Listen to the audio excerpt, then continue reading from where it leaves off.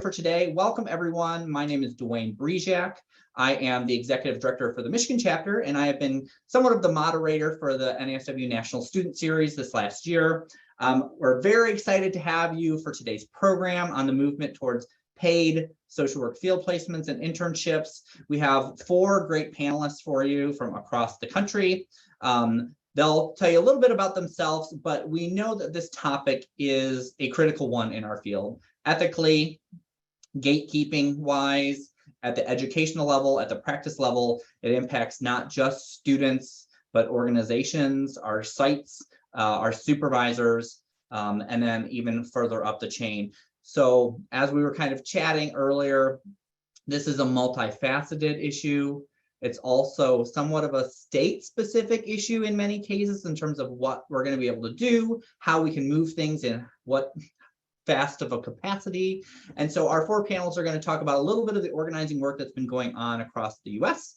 I'm just going to do a quick introduction of each of our panelists. Our first panelist is Pilar Bonilla, who's a proud social justice social work student completing her master's degree at Silberman School of Social Work at Hunter College. She is aware of the impact of her chosen profession and strongly believes that healed social workers can heal the world. Pilar recently received the Future of Social Work Leadership Award from the Latino Social Work Coalition and Scholarship Fund and has been accepted to present at the 27th Annual Conference of the Society for Social Work and Research.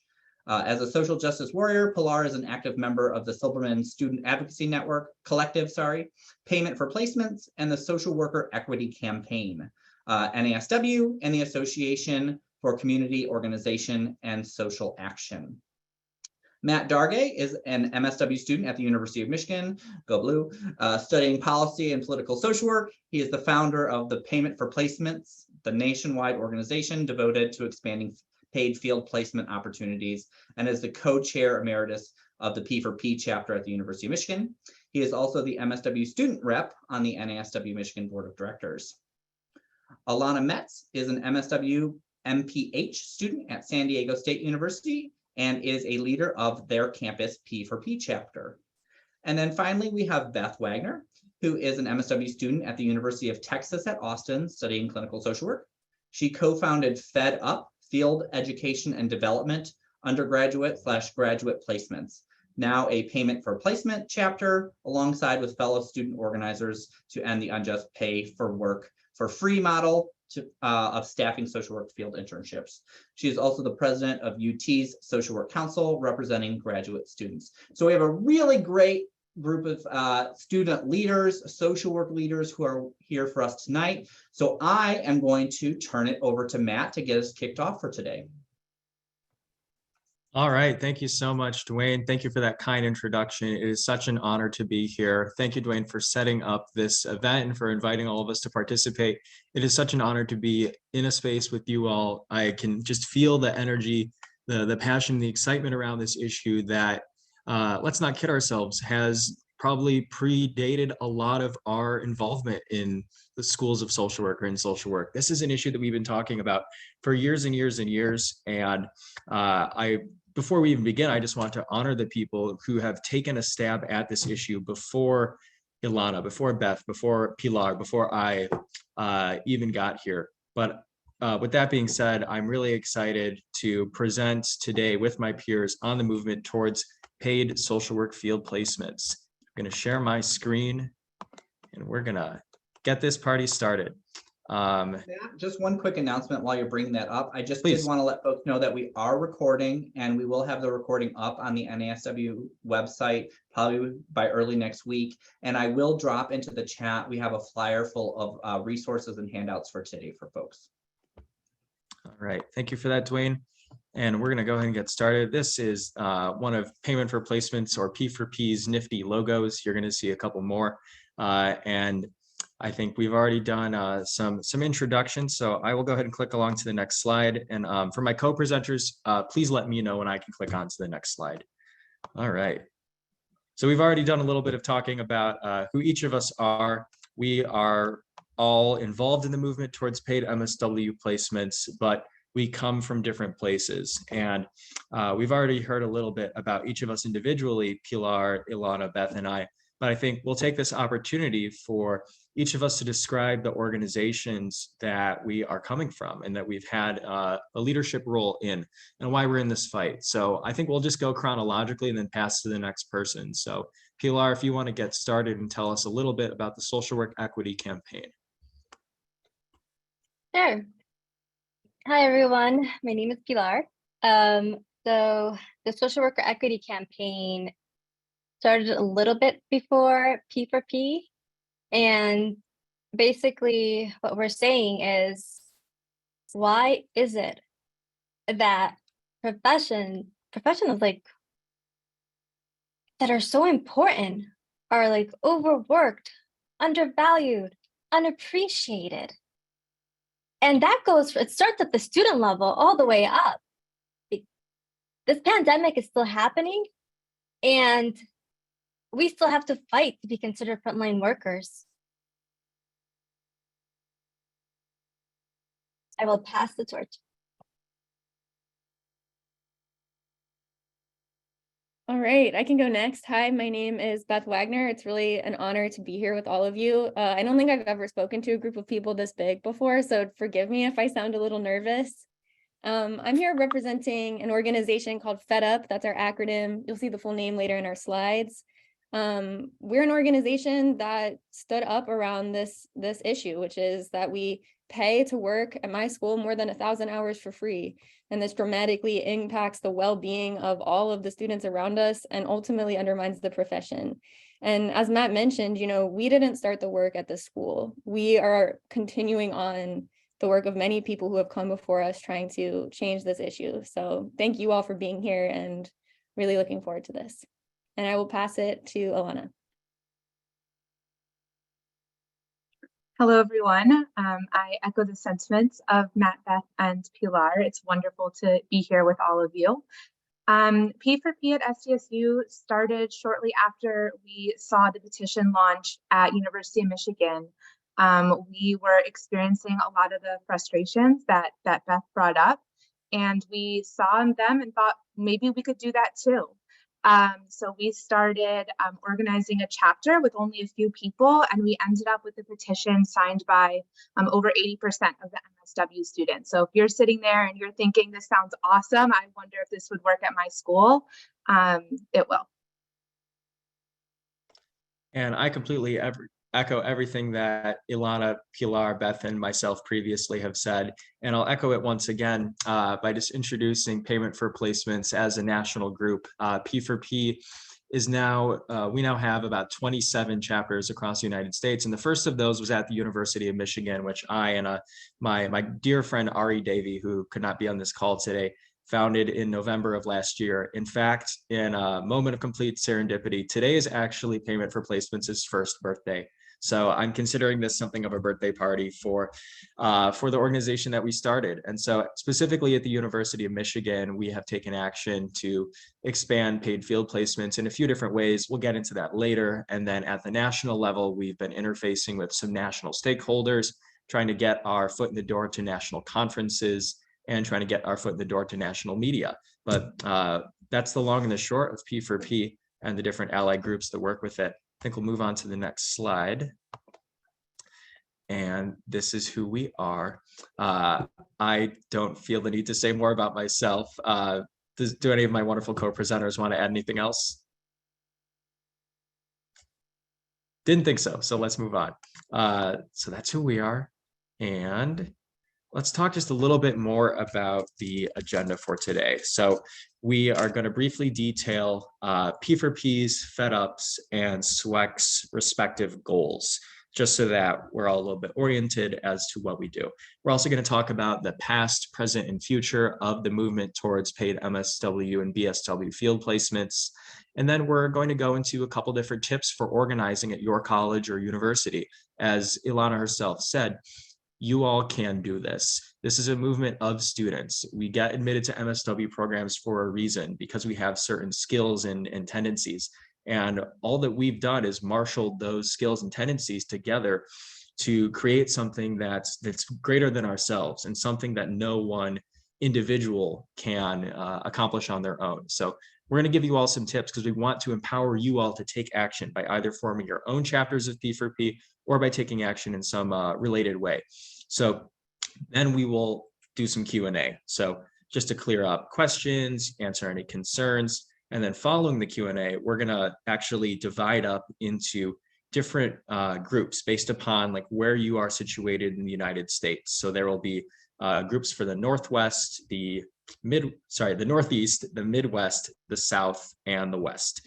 And we're going to have everyone go into breakout rooms. The 4 of us presenters will be facilitating those groups.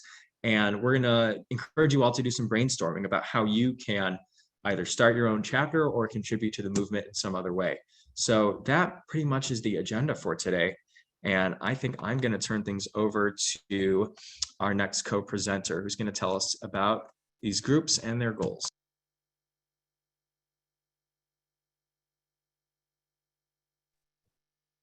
I can take this, I think, but I think, Matt, you were maybe going to do the slide. You're right about that. Okay. See, thank you, Beth. Beth always has my back. So let's briefly talk about the respective goals.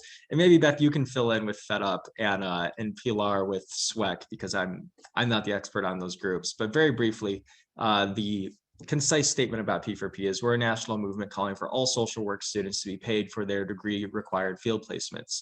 With 27 chapters and counting, P4P takes action for paid field work at the campus, state, and national level. So we have our good old national Slack channel where we, the different chapters collaborate on their activities. And then we also empower chapters to act autonomously and move towards paid field placements through whatever organizing tactics they see fit. And with that, I'll kick things over to Beth if you want to add some more color about Fed Up. Thanks, Matt. All right, so Fed Up is actually a P4P chapter. I put it in the chat. I believe we're the 4th chapter, but our name is different because we started organically at the University of Texas at Austin, which is where I'm a student. And one thing that a little story to tell, I'll tell you a story about how I first met Matt. We heard about the payment for placement movement on Reddit because the University of Michigan was leading the charge and had put the call out. And we answered the call, and Matt came to one of our meetings and presented to us and helped us and got us started. And, you know, it's actually amazing, like a full circle moment, because we're going to be meeting with another school from Texas tomorrow. And, you know, I'm going to be in the position of doing the same thing. And so I just want to take a moment to celebrate the solidarity among students and the wisdom and effort that it takes to put something like this together. So our mission is the same as the national movement. And again, I'm just very happy to be here. And I'll pass it to you, Pilar. So I think I'm going to start off by saying that I am also part of the P4P chapter. It's actually through the social worker equity campaign that, you know, like I said, the problems start at the student level. And they saw the article that had been written about P4P Michigan, and they're like, hey, check them out. They're doing what we want to do on a student level. You know, let's work together, because collaboration is everything. So a little bit about SWEC. It's more about changing the conditions on a national level for all social workers, from students to beyond. And so it's a nationwide campaign that wishes to address systematic issues which threaten the very status of social workers, because we can no longer espouse that, you know, everybody talks about diversity, equity, and inclusion, but where's that within like the profession? So we can, there are a lot of things that need to change, and we're very aware of that, and we're all doing our contribution. And I think working together has been the best thing.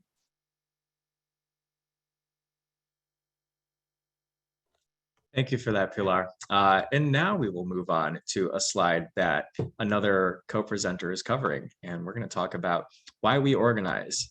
Take it away, Beth. Thank you, Matt. All right, so why we organize. I think a lot of you already know this intuitively, and I'm seeing in the chat that there's a lot of support for this movement among students, among faculty, and among staff, and that's extremely encouraging, because, you know, organizing is hard work, and, you know, we know we're on the right side of history, but, you know, not everyone agrees. And so we're going to take a moment and lay out our rationale for why we're organizing. So first and foremost, we believe that all social work students should be paid for their field work. As social work students, we work in rape crisis centers, domestic violence shelters, and schools and hospitals with people experiencing grief and trauma, and in many other important roles. We work 16 to 45 hours a week and often carry independent caseloads. Our work is valuable and important, and we should be paid for it, period. Further, we believe that the contributions of social work students are essential to our field sites. Many field students operate as any other employee does at their agency, and some field sites could not function without us. We want our field sites to function, and we want to be able to function as students. The outdated practice of forcing students to work nearly 1,000 hours for free is damaging to students' well-being, our educational experience, and the profession. And it's a relic of structural injustice that devalues care work and the people engaged in it.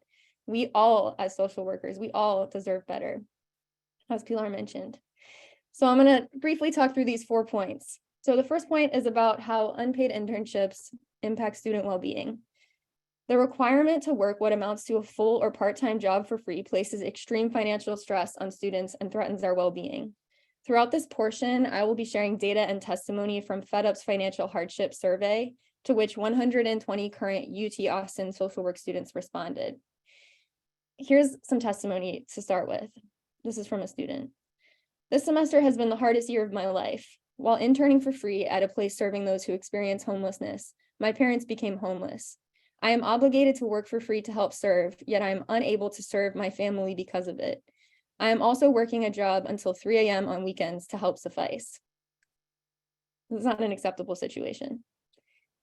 83% of student respondents to our survey reported regularly experiencing stress about being able to pay for monthly expenses, and a majority had to work jobs in addition to their internships and classes to make ends meet. 91% agreed with the statement, my ability to care for myself, mind, body, and spirit is impaired by the need to work outside of field. Students reported worsening chronic illnesses, mental health struggles, delaying medical care, family financial crises, skipping meals, secondary trauma, and an inability to self-care related to field work. Now, this has always been a problem, as those of you who did unpaid internships, 30 years ago know. But it's compounded now by the overlapping financial crises, climate crises, and the pandemic. Students are really struggling. And this is why we advocate for a simple solution. Paid field work will free students from this financial hardship. We believe that's the best path forward. The second bucket is educational success. So in my organizing work, I've often been told by stakeholders with power that we do not need to be paid because the field placement is, quote, educational. And it's true that my field experience has been very educational. I learned a lot. I've also worked many other jobs in my career, learned a ton from them, put them all on my resume, and I got paid for every one of them. The pay first education model is a false dichotomy. Further, students already pay thousands of dollars in tuition for the opportunity to work for free. 1 in 4 tuition dollars at UT Austin, for example, is accompanied by no classroom time. So, we're paying for the educational component. More importantly than the principle, though, is the practical reality that stress from unpaid placements undermines students' ability to truly learn. 73% of respondents reported that they regularly show up to their field placement well-rested, energized, and excited to learn, either not at all or very little. So they're not truly able to engage. Of the students who reported that they work outside of field, 76 reported that working in this way has negatively impacted or compromised their ability to learn from field quite a bit or very much. Further, it's ethically irresponsible, literally against the NASW Code of Ethics, to have burnt out and beleaguered students who are unable to self-care serving clients. It's important, that we care for ourselves because we have a responsibility to the people that we serve, and we take that seriously. And the stress doesn't end after graduation. 85% of respondents reported that they were worried about managing their student debt after graduation. According to a recent CSWE survey, social work students who earn the graduate degree incur an average of $76,000 in total debt to pay jobs that, as we know, or to work at jobs that, as we know, pay far less than that. We also want to talk about professional diversity. There is an enormous stack of literature that demonstrates how unpaid internships are racist and classist in impact and act as a barrier to professional diversity. We believe that the field of social work is no different and hits marginalized students the hardest, causing them to drop out at higher rates and accrue extreme debt. We believe unpaid internships are part of the reason many clients struggle to find providers who reflect their identities. Here's another testimony from our survey. I'm a first-generation Latinx student who was raised in poverty. I was raised in a mostly single-parent home with a mother who worked 2 to 3 jobs to keep food on the table. Although today my mother is better off, the financial struggle still exists. Thus, I don't have the option to receive financial support from my family or my education or other endeavors, This is a big reason, and loan predators, why I'm about $50,000 in student loan debt. The students are not well. Just 7% of respondents agreed with the statement, I believe the current field model of education is sustainable. We believe that paid field work will make social work more inclusive and accessible and will strengthen the field where it's weak. Finally, we're a social justice oriented profession and we want to talk about justice and care work. We believe that paying all social work students for their field work will be a historic investment in care work, which is a type of feminized and racialized work which society and employers often undervalue, much the way teachers are undervalued.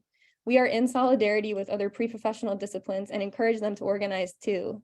It's a problem whenever anyone is working for free, anywhere. We recognize that underinvestment in care work affects many of our field sites too. We're aware of the fact that there aren't enough resources in social services. And so we work to secure placement for all field work through a combination of university, state, local, field, and federal funding, and through policy changes within legislatures, the CSWE, and the NASW. We celebrate that the path to paid internships will look different from everyone. And we know it's not easy, and we're very creative. We refuse to accept the way things are, and believe institutions who continue to ask us to do so prime us to accept other institutionalized injustices later on in our career. It is our professional responsibility to advocate for justice, and we are starting where we stand.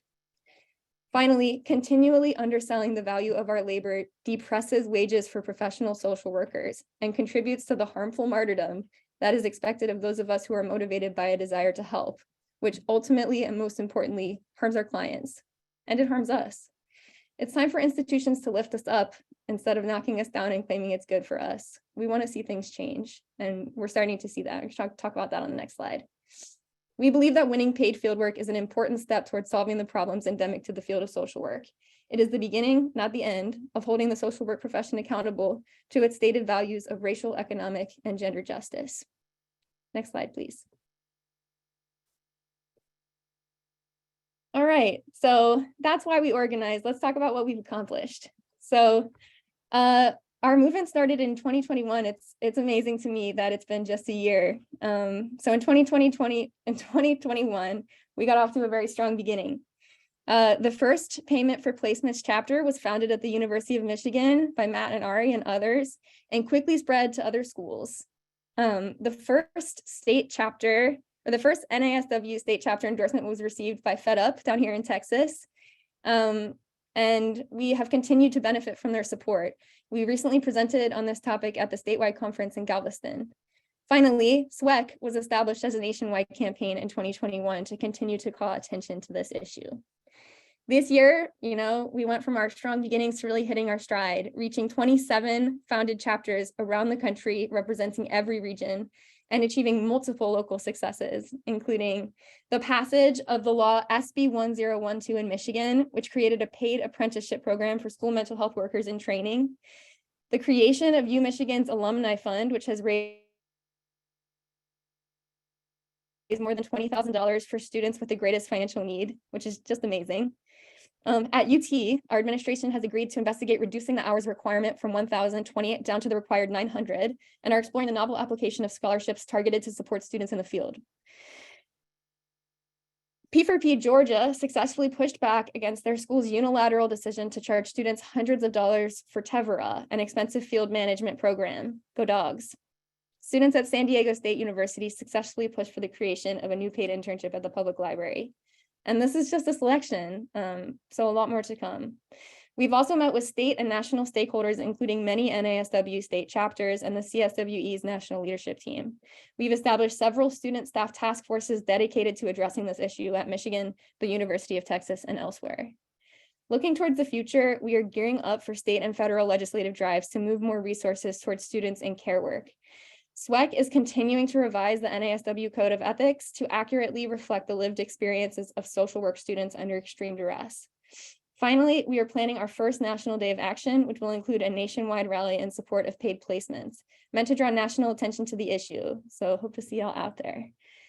As I said, we know we're on the right side of history, but it will take more than 27 chapters to change how things are done at a federal level. Medical residents are paid with federal dollars. Our snowball is gathering speed, and we're excited to have y'all join us. Thank you very much. Next slide.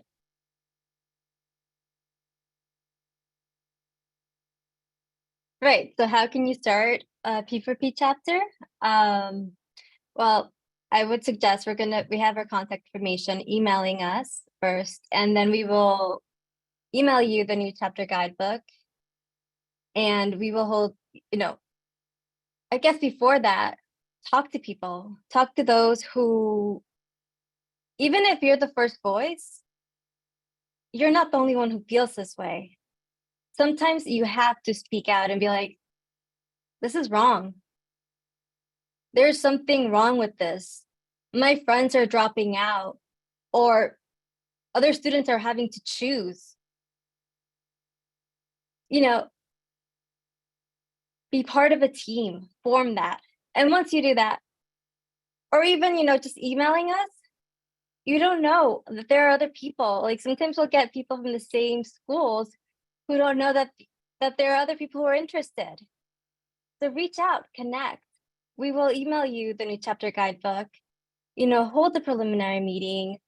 You will attend an onboarding session with another P4P chapter that, is already established, and sign our mission statement. And then of course, join the national Slack channel, you will have like a lot of resources, something that you might be trying to do. We might have already, somebody might be working on it, or, we might be able to give you advice because we've already been through this part. So don't hold back, join us. Next slide, please.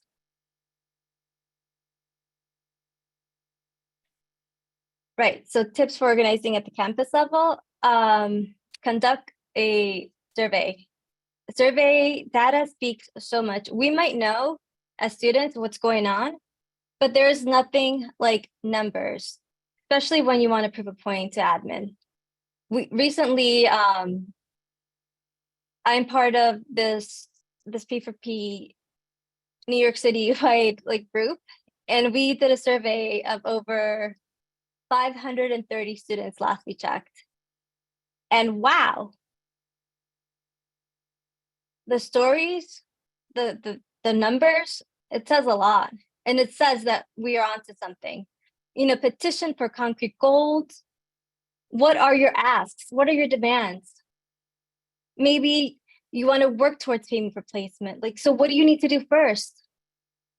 Build community. We cannot do this alone. None of us can. And be prepared to escalate. Be prepared to pivot. I love working with administration. I do. But I also know that maybe administration might want to wait for us to graduate and hope that once we're gone, the next year won't take up. So be prepared for everything and anything. Next slide.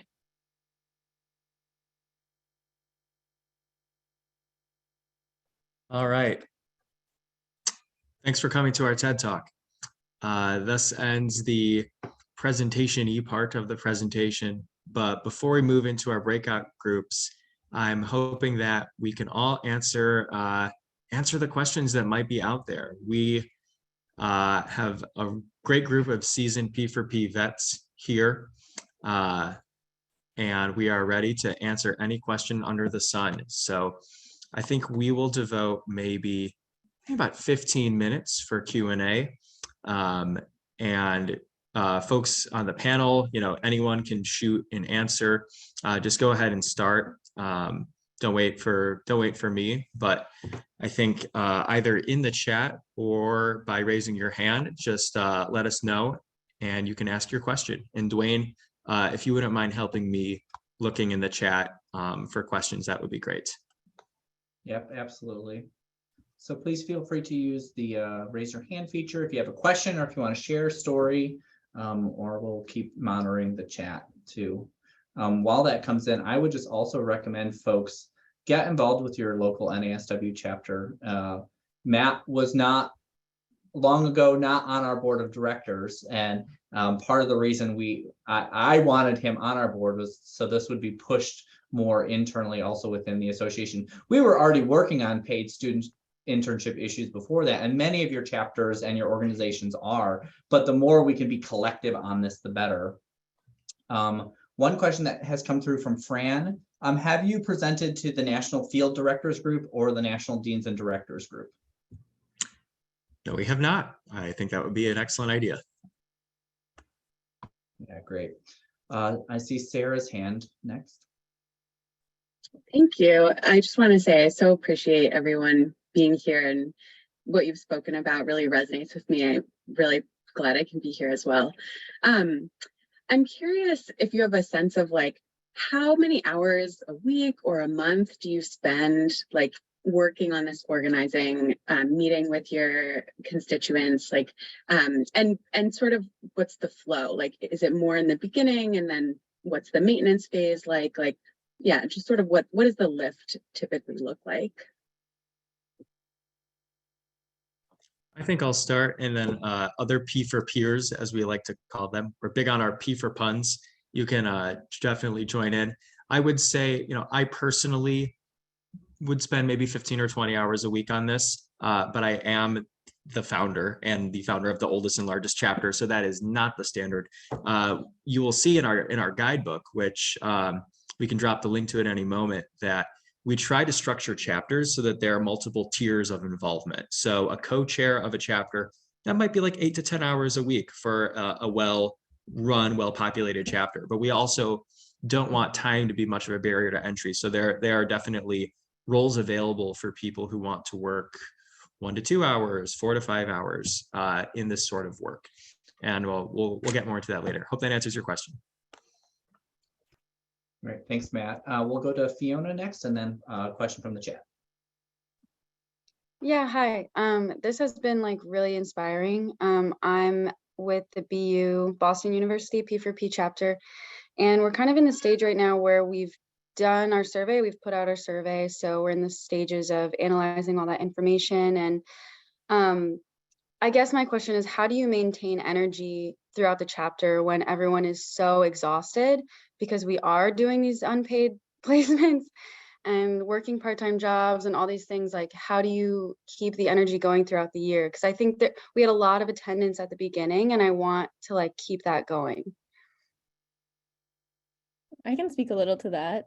So I want to emphasize that the way that you organize your chapter and the timeline that you set is up to you.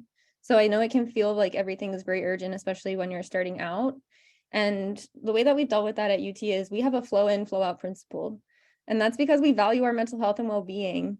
And so when people need to step back, we communicate about it and we find ways to cover their work. And like, it's really important to have a core group of people who can kind of keep the energy going. Like, I know Matt plays that role, I play that role. I think the other people on this call probably play that role for their chapters, but I float out, I float out for 2 weeks and my group covered my back. So I would encourage you to be, creative and to find a pace that feels right.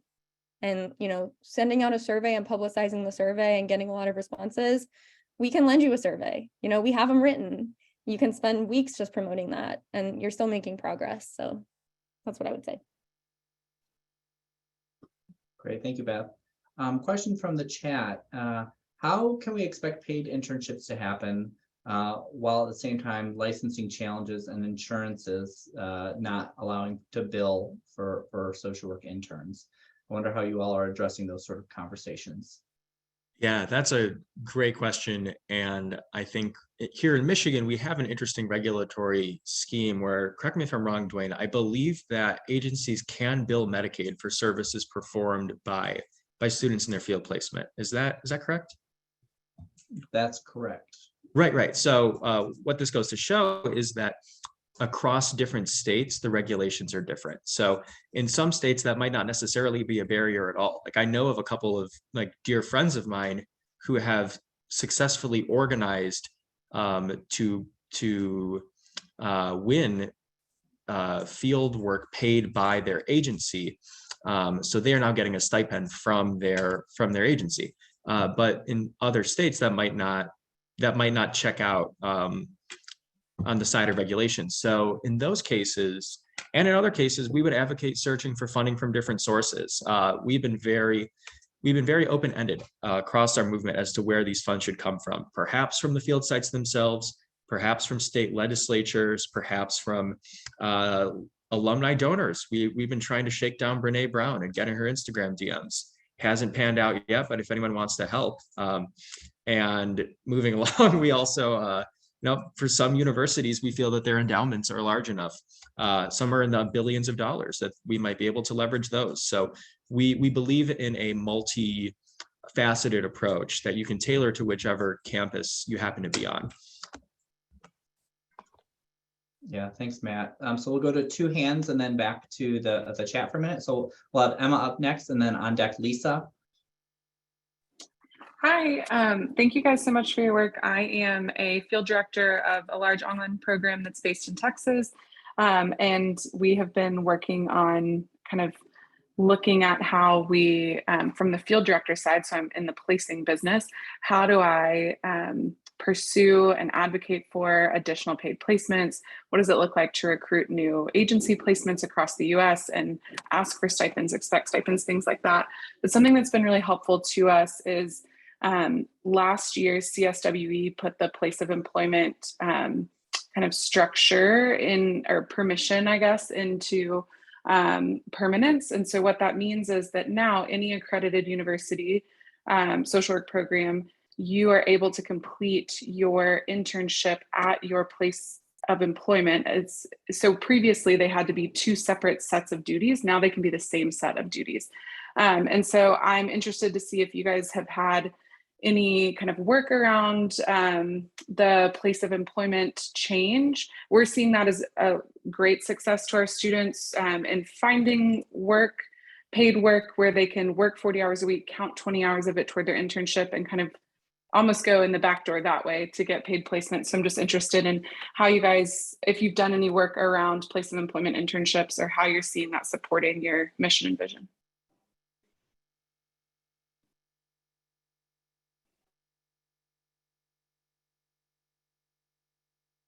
So the question was, how has the change to the work study requirements impacted our work? Sort of, yeah. I guess it's less work study and more like if you have a job in the mental health field where you're able to accomplish, or any field related to social work where you're able to accomplish the competencies required by your university. Now you don't have to have a separate job. Your job and your internship can be one thing. So I'm just interested to see if you're, in your experience, are you guys working with your universities around place of employment opportunities, or just, I don't know, any responses you have around that? Yeah, so work-based placement. So I like actually pursued really aggressively a work-based placement through my university, and I was basically told that it wasn't a feasible option.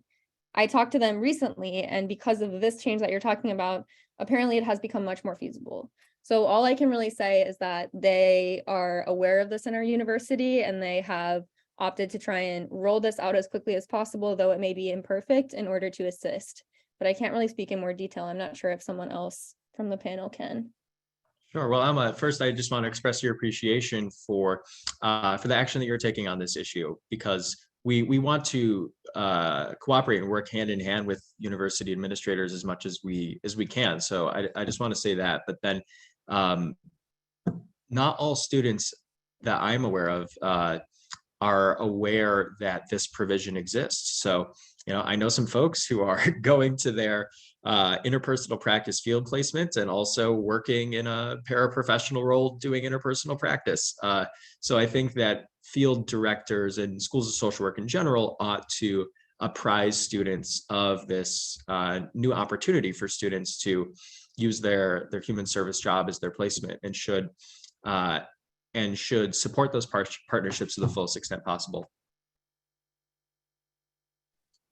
Thank you. Yes, as a field director, I encourage all of you to ask your field directors about this. It was a CSWE provision during COVID, and it has now been set to be permanent moving forward as of last year.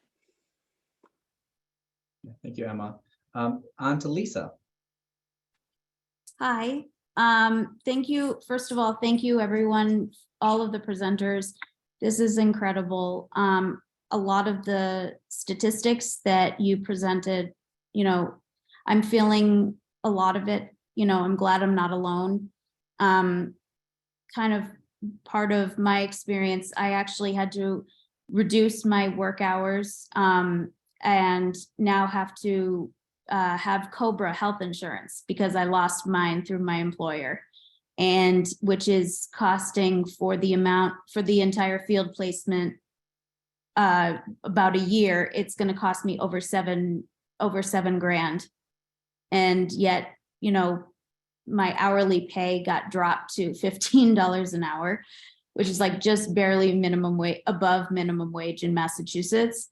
And I just hope that it sounds like that through these organizations that there is, potential and possibility of that this will change. Thank you, Lisa. Question from the chat from Drew. Has there been any movement towards reducing or abolishing hour requirements through CSWE? Is advocacy for this in conflict with the P4P movement?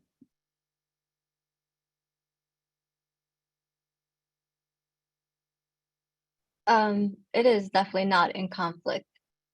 So all the colleges and universities have different hour requirements. So for my chapter, for example, the low-hanging fruit is hours reduction so that we can more easily get payment for placement. For most New York City schools, it is the hour requirement is 1,200 hours. And so we're working on an hours alignment campaign. And we've actually had, I just want to clarify, we've had amazing support from like faculty and staff. Not as much as support from administration, but there is some. But there's also, every school is different, right? I go to a public school, and there's also, we're also very careful with who we speak to. We're aware that not everybody has tenure, that some people there are there part-time. When you're doing this, do a power map, find out, like, because you also don't want to hurt the people who are helping you. But yeah, hours alignment is definitely something that would be amazing. The CSWE, I feel like they could probably take a stronger hold, but maybe if we all wrote a letter, we all signed all of our chapters, and then those who are thinking of forming chapter, if we all signed something, we could get a few, concessions, because that's what this is all about, working together. Thank you, Pilar. We'll take another question from the room, Emma, and then Miriam.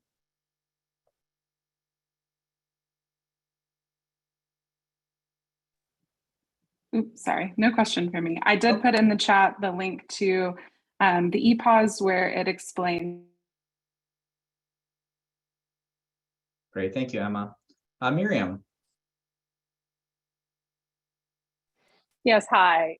So I'm in New Jersey. I actually am a clinical social worker, and I run a counseling practice, a private practice, and we have interns. And I love this. I'm all in support of moving our profession forward from, schooling to internship to licensure issues. I will tell you, I think this is really important, but we're struggling to deal with salary inflation, which is overdue, right? Social workers we should be, compensated for the hard work we do. But I'm trying to figure out how to pay our provisionally licensed therapists more, and our fully licensed, independently licensed therapists more.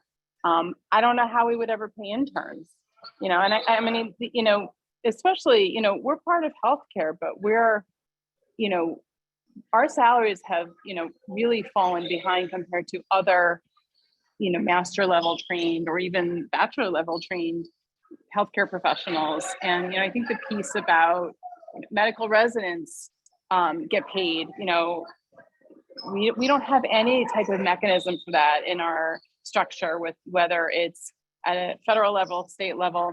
And when we have private insurance companies, which our practice relies on, we struggle significantly with the pay rates that we get from them.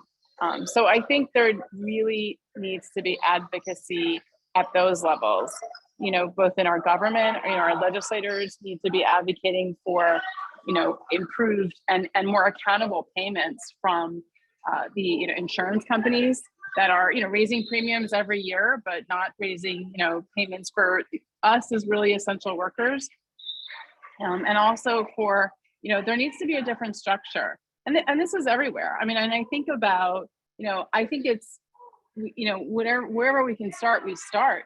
I worry about in my area, a lot of the interns are not necessarily in public settings.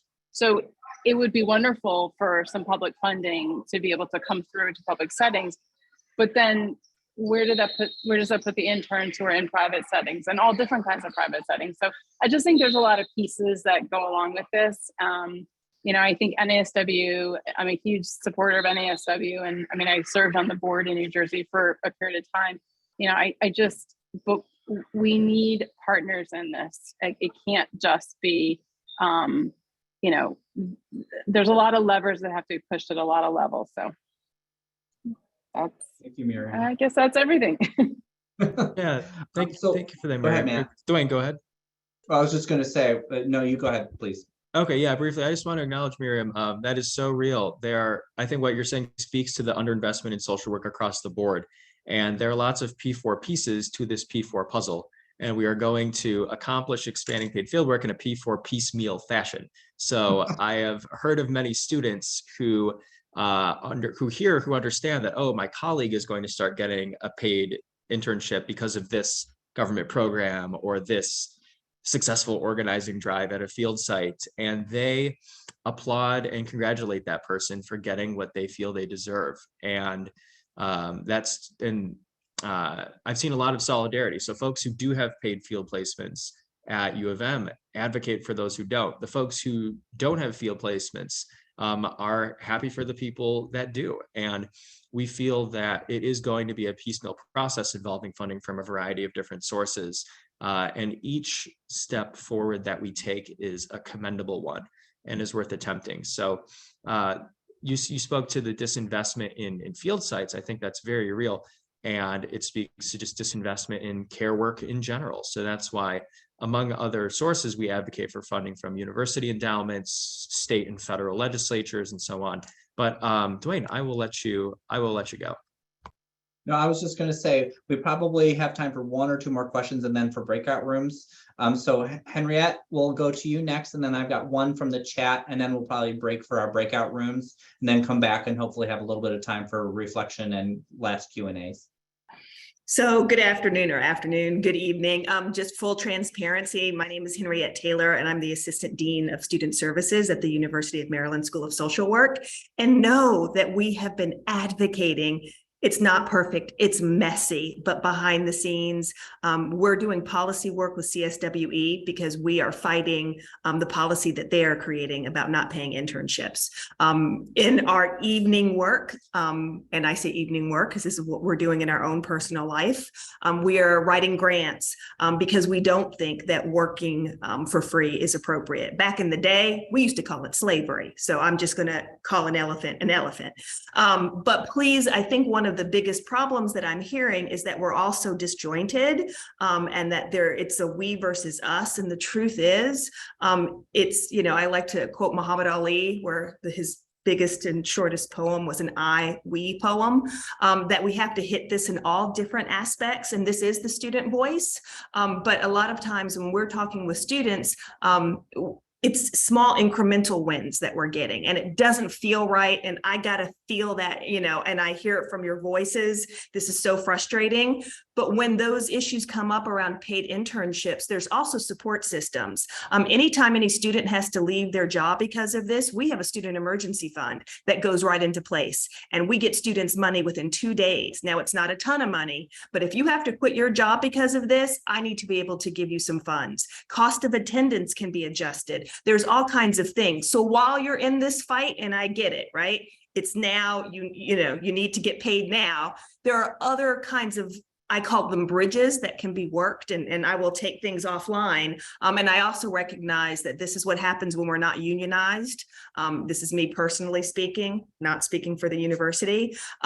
We have 50 states and some territories and some, other constituents that are represented. Each of us have different regulations. So myself in Maryland, we've been doing employment-based internships for years, guys. So, I just want to name some of these. Also, this is why we have to go after policy. Please know that your administrators, not all, and I get it, right? University of Maryland happens to be a pretty progressive place, and we're still not making everybody happy. So I'm not going to lie. But, bring people in when you can, and know that while you're in this fight, there are other resources that you can be utilizing so that you don't have to be burdened with debt. So I'll take it offline. Yeah, thank you so much for that. Very important perspective. And I actually was going to read Anna's comment from the chat, but I see that you have your hand raised. So please feel free to ask it to the group, and then we'll move into breakout time. Can you guys hear me? I actually want to ask a different question, if that's all right.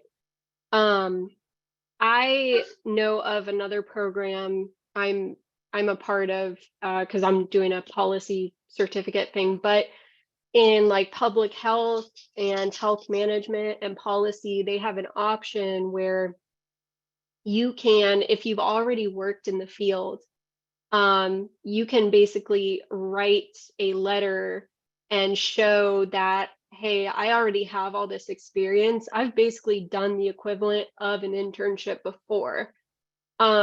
And I'm just curious, has anyone thought of that as like an option to kind of reduce that? Because I know a lot of people already, who have worked in the field. I've worked in the field a couple of years, not a lot, but more than a 900-hour internship.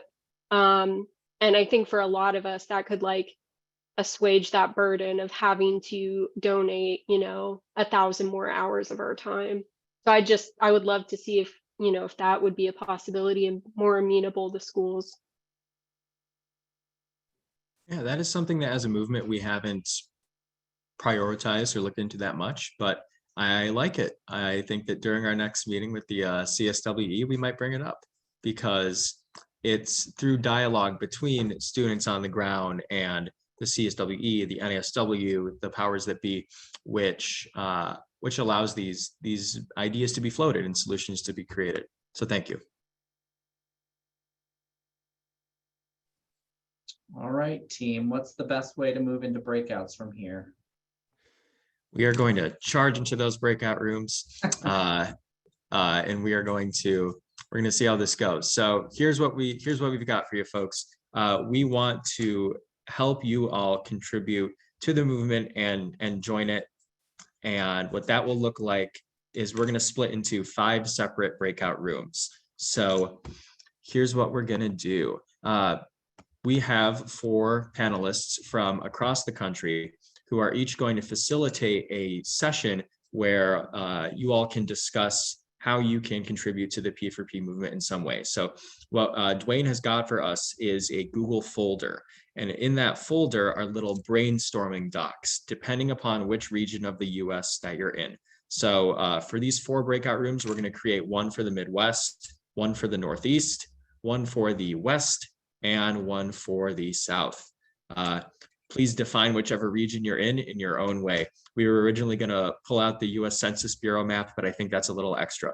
So Dwayne is going to create those 4 breakout rooms, and we want everyone to access the appropriate Google Doc.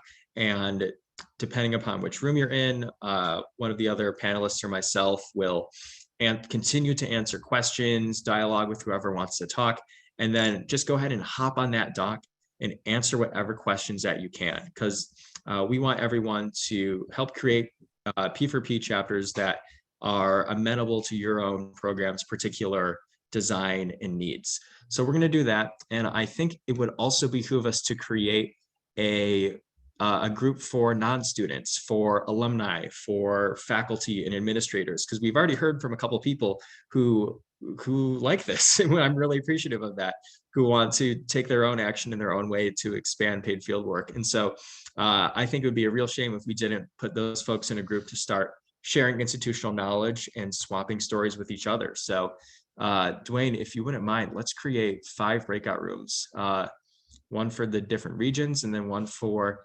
faculty and alumni. All right, so I'm just gonna make it clear for folks because they may just be labeled 1 through 5, and I'll try to put this in the chat. 1 will be Midwest, 2 is Northeast, 3 is Southern, 4 Western, 5 everybody else. So again, 1 Midwest, 2 Northeast, 3 Southern, 4 Western, 5 everyone else. So we're going to go ahead and break out. How long are we going to be in the breakouts for? Let's do 15 minutes, 7:15, then like 10 minutes of recap. Perfect. So folks will be able to choose their breakout room in just a moment. Please go to your corresponding room for about 15 minutes. Thanks all.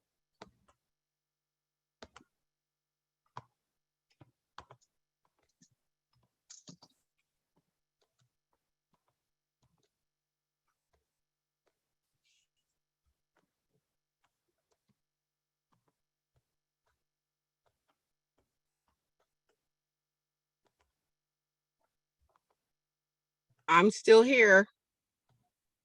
Yep, you'll have to choose your specific room. Everyone. Okay. So I'm going to chat to do that.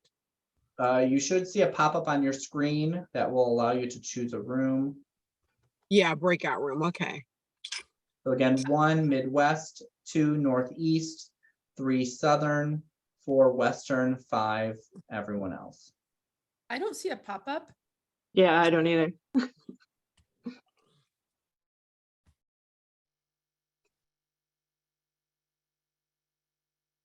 If you go to the bottom where it says like record share screen, there's a breakout rooms option. You can click that and then it'll pop up all of your different selections. Thank you. I see it now. I do not. Heather, what room would you want to be put in? I'm Midwest. Okay, let me just Please and thank you.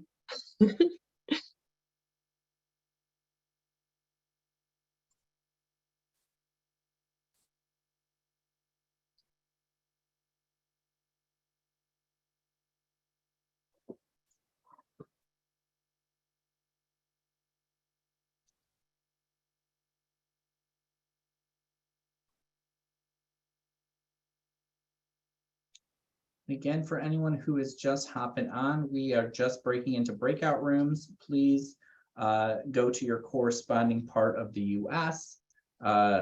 Midwest is going to be region room 1. Room 2 is the Northeast. Room 3 is the South. Room 4 is the West, and room 5 is anyone else. If anyone needs for me to put them into a room, please feel free to unmute and I can go ahead and do that. Can you put me in the South? I'm on driving home and I'm on my phone. Sure, Bobby, I can do that. Yes. Thank you.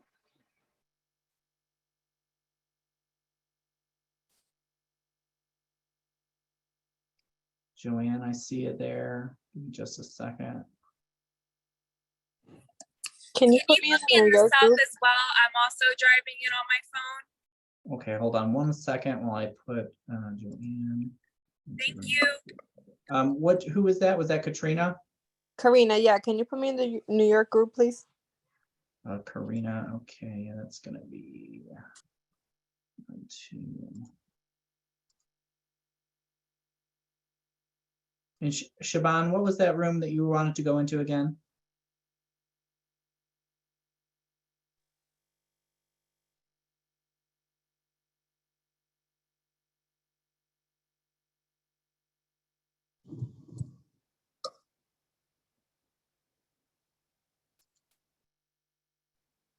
Which room was the northeast? The northeast is going to be room 2. Thank you. Welcome.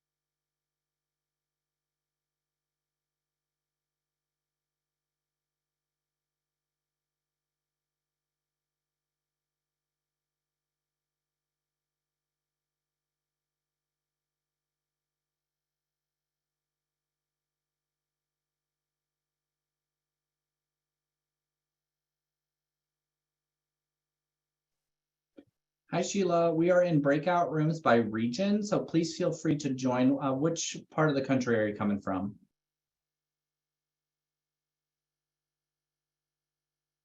Oh, I'm sorry, you're muted.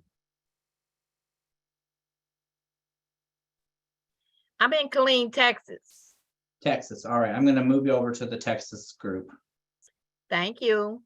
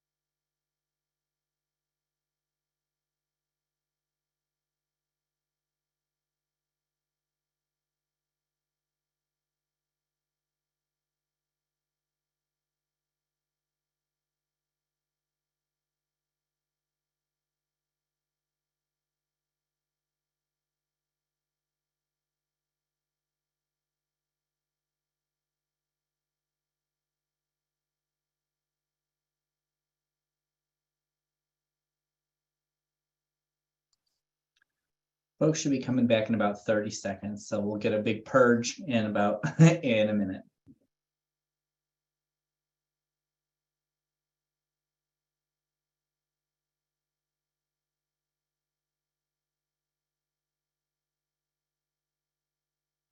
Hey, was there a Google Doc for group 5?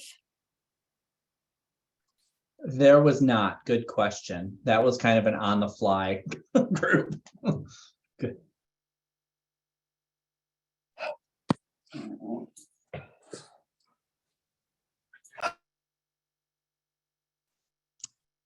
All right. Hello, everyone. We have made a lot of P for progress already over on the Midwestern document and have already been brainstorming some cool ideas. I think in the time that we have left, I'd like for maybe each region or even each of the 5 breakout rooms to just raise your hand and provide an example of one thing that you jotted down or one thing that you saw someone else jot down, something you're excited about to continue sharing the institutional knowledge, but also just sharing the excitement about this growing movement. So we'll have Midwest go first. So if you were in the breakout room with me and there's something you want to share, just go ahead and raise your hand. I'll call on you.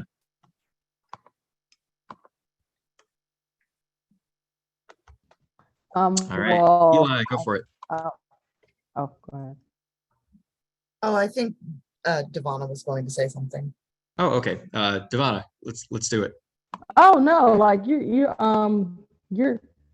cool. Like I was really happy to connect with you, Eli, actually, because I've connected with other KU students, but nobody really had the interest in kind of pushing this issue.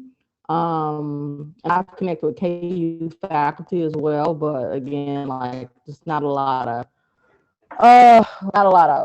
I guess pressure or interest at the time. So it's nice to connect with you. So I look forward to that. Love that, making connections already. Thank you for that, Devon and Eli. And now I think I will pass to Pilar and the Northwest Friends.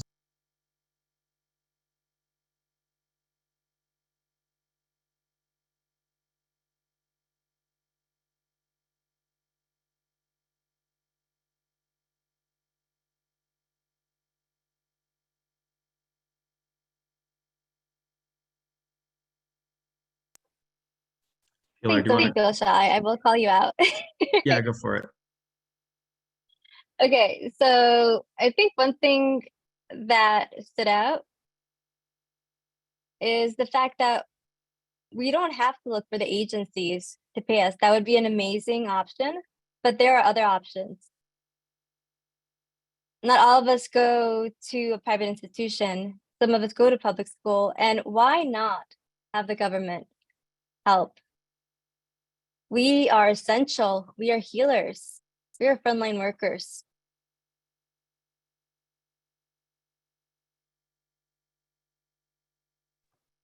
You want to pee for popcorn to another presenter? Beth, you're up. All right, I'm just cracking up. I feel like the P for puns are just like part of your brain now, Matt. You must do that in casual conversation on accident. Yes? Okay, well, thank you very much. And I was with the group from the South, and I know we had lots of people chime in, so I'm looking forward to hearing what they have to say. Just feel free to come off mute and chime in.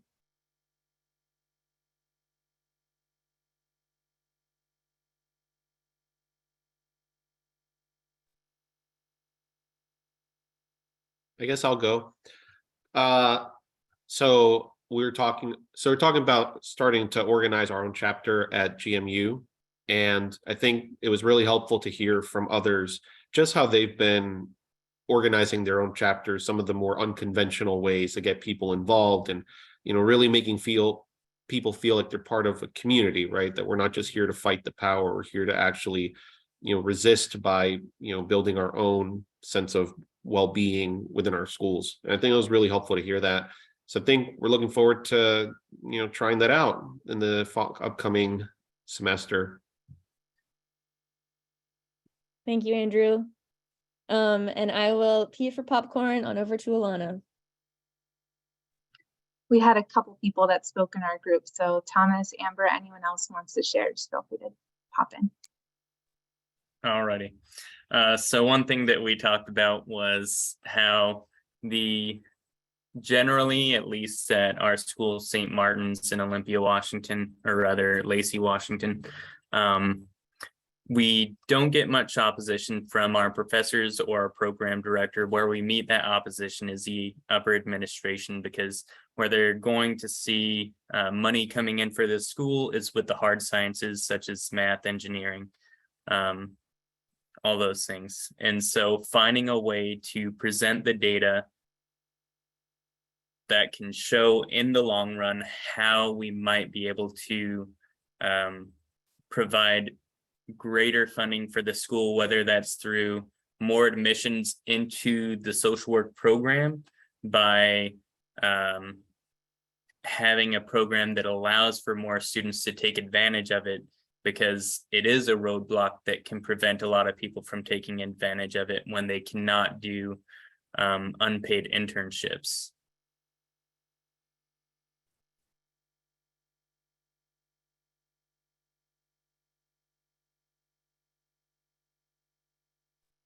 Can I share my feedback that's not like bound by region, but just what happened and how I see how harmful it is without being paid?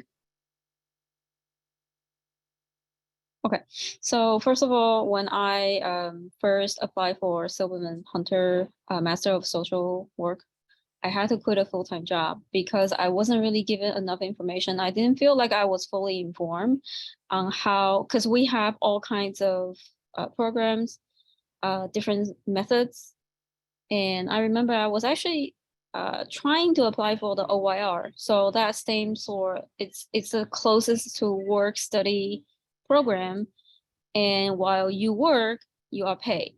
But I not only wasn't able to get enough information on a lot of like the crucial eligibility issues, questions, or I ran into so many obstacles and roadblocks dealing with my HR as well as the school, for the enrollment process. So that's that. I indeed had to quit, and I came to a point like I'm fortunate enough that I have enough funding that I can sustain the 2-year full-time clinical program. So that's the first thing. The second thing where I see unpaid internship can be really detrimental to the profession is that it's like a trickle-down effect, right? Like what Pilar said, starts from school students, because we're unpaid. And when things are unpaid, what's the mentality of people? You don't appreciate it. Like you can abuse it, and you also do not have ADA rights. Right? Like you are in a limbo where you are not, are you considered even like a human being? Probably not. So it's like really bad by itself right there. Second thing is that basically opens up the window how school or the agency can further oppose their values on you, and also they can do whatever they want. That can really definitely hurt a person as a human being. Not to mention, like, if you're people of color, like me and a lot of other students that we're working with, are you being subject to the oppression historically? It has been really hard to trust authority. And now you're in a school that you're facing the same issue, but while providing a free labor and then juggling all those responsibilities, it can be it's a very stressful time. But then you will be told, you're not ready for the program. So how do you make sense of that? Not everybody is so strong. As a student, a lot of students are young. A lot of them came here having all those ambition and to be like pressed down. It's like traumatization over trauma, like so many layers of traumatization that can be really hurtful. And then the third thing I think everybody knows is that and then out of COVID, it's very hard to hire. When you hire people, it's very hard to maintain, keep them. So what do those education institutions, those institutions do, or agencies do? They make use of very good free labor, like very well-educated students. But in the meantime, because it has been so long, it's very hard that there's no case management. So all those burden mentally, environmentally, and others press down on interns, it can really break us. So that's just my take. Yeah, thank you for that, Elaine. I see a lot of people agreeing with you in the chat and resonating with the sentiments you share. And as you demonstrate yourself, unpaid field placements ultimately drag down the entire profession.